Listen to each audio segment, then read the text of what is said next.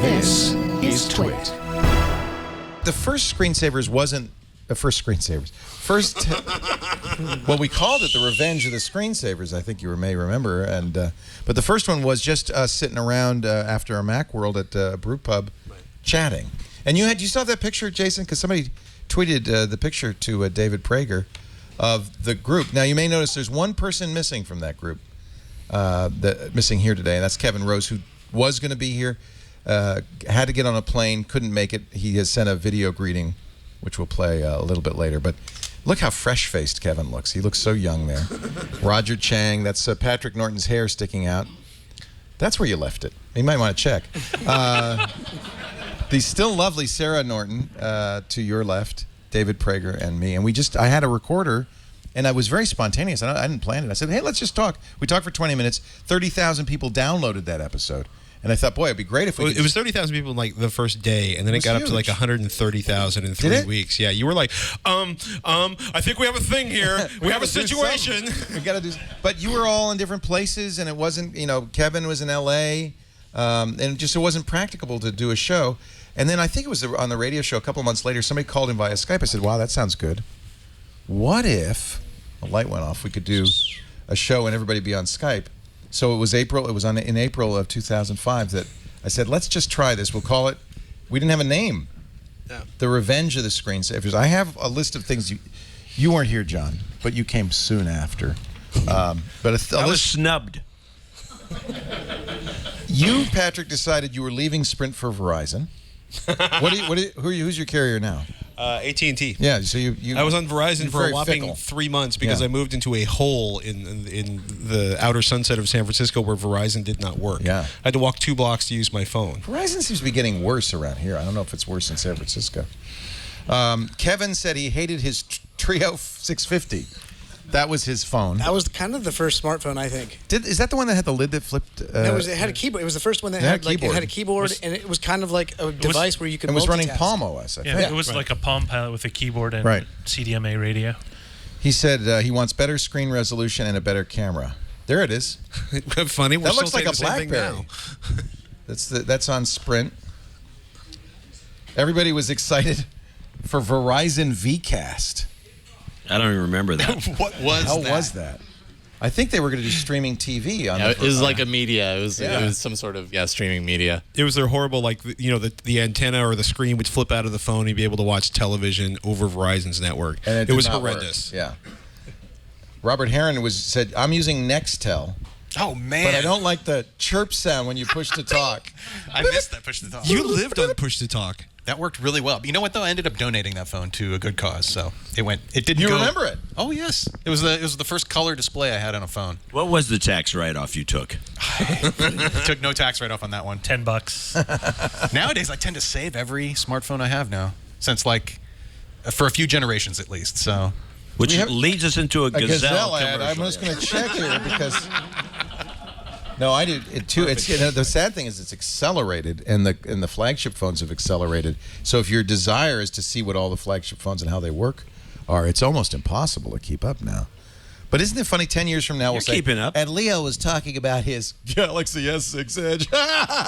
What a terrible! Isn't that's pretty? Though. This is your favorite thing in the world. It is. I am in love with it. It's my new lover until Friday, when my new lover will arrive. Oh, what is that? The Apple Watch. Ooh. Oh, yeah. David, you're a watch guy. I remember for a long time you wore a stolen Tag Heuer. I did. No, it wasn't a stolen one. There was a fabrication of what looked like a tag. Oh, you said some guy walked up to you on the street and you said you want to buy this for $50. Yeah, I knew it wasn't real. No, I bought it for like $10. $10. No, but I think about watches. I think is that, and I don't know how much it totally applies to Apple Watches, but I used to think the fact that you could put the equivalent of a car on your arm is pretty dumb. I thought, I don't understand why you need something the price of a car to put on your arm. But then you start thinking about the mechanics of it and the machining of it and the moving parts, and it's a piece of art. Are you moving to watch, Phil? I'm not becoming a huge watch guy, but I can appreciate and understand how a watch can be a piece of fine art from a mechanical perspective. It is far removed from, I think, the discussions around smartwatches. I agree. But the thing is, people are trying to compare them. That's why, a few weeks ago, Kevin was writing all about the gold edition, why you're paying extra money for, 18 karat gold that's worth X. And I kind of agree on He said it's a douchebag detector. Well, because there's one thing is putting a smartwatch that has capabilities on your arm, and then there's one but putting a gold leaf on it. Well, it's like we just bought my son his first watch. It's a Timex, right? And if it was the Apple Timex, no, hold on. My first watch. You think your son needs a watch? Yeah, to tell time. It's part of, you remember? Kids have to learn how to tell time. Do they do the pie face time? Do they do analog time? Let's not even go into the educational aspect of it, because my kids do not know how to tell time with hands. Yes, well, big hand, little hand. Remember that? They don't know that. You know, if my children wake up in 1941 and have to figure out whether or not to get out of the boat, they're going to know what time it is. You're prepared. But I laugh, right? Because but if you take the $27 Timex watch my son has and electroplate it. It suddenly becomes a $10,000 watch with the same delete expletive $27 innards inside of it. Well, wait a minute, though. That is not electroplated. That's giving it to him. And Kevin estimated it's about $2,000 worth of actual gold. Okay, it's $2,000 worth of actual gold. It's the ruby crystal. Like, the only thing I want off that watch is the ruby crystal, which you can get in the less expensive sapphire. Pardon me. But just because, in theory, like I break screens like you open bottles of wine. It just happens, and it happens constantly. So you just by accident. I can't get the sport. For that. Yeah. Patrick breaks everything. It's awesome, but it's like we were thinking of a new show. So we're going to announce a new show during the show. Okay. So we're brainstorming ideas, and I got one: chair aerobics with Patrick Norton. You sit in a chair, but you have a sledgehammer, and you lift it, you move it, you put. I think it'd be a great show. Don't we have a video of you with a ball popping underneath you? I think we do. You want to see it? Let's fire that up. All right. I have the clip here. It's clip number 7, please, of 33. Number 7. Okay, that's the audio only one. This is the original one, right? Okay, so this is the first time it popped, but it wasn't on. It wasn't on video. Different game entirely. Getting the right build order and getting the right macros set up.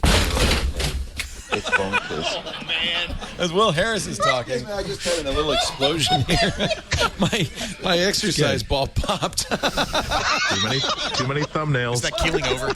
So people know this by now, but I like to sit on a ball during the shows because it keeps you moving around. We used to do the whole show stand up. But I don't want to do 2 hours. These shows are too long, stand up. And I'm too old, so I sit on a ball. And Colleen, who was our chief engineer, we love Colleen Henry. She's so great. She was our chief engineer at the time. She said, Leo, you're buying expensive balls from Gopher Sport. I can get them for you cheaper. There's a Chinese company that makes the same. It's the same ball, Leo. So we got Chinese balls. It's not the same guys that made my fake tag watch. A lot of people have said that about you. Yeah, but your fake tag watch is still running. I know. And show the video. So even after the first one burst, you'd think I'd have learned.